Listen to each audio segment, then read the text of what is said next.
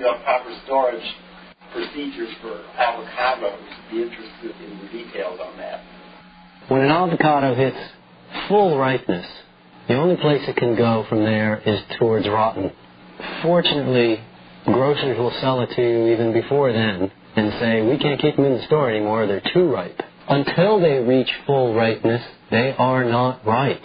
And I stress the concept of waiting on all fruits until they are ripe. Rushing them is not the way to eat them. Is it in reality that they're only ripe for a nanosecond? Well, they're close enough for our discerning to realize that each fruit has a longer ripe time than a nanosecond. But in philosophical terms, it's either getting riper and then it's getting rotten. Cold will help with the storage of avocados. Best before they are ripe. It's actually more for our own style of purchasing, because I want to have ripe avocados available to me at all times. We're much more likely to go straight to the avocado grower or to the store, but usually to a grower, and pick 3 dozen avocados and put them all in the fridge. Take one out, put it on the counter for 3 or 4 or 5 nights from now, however long they're going to take that particular batch. The next day take one out, the next day take one out, and eventually have a sequence of avocados ripening. But you can't keep them in the fridge just beautifully. Certainly once they get very close to ripe or fully ripe,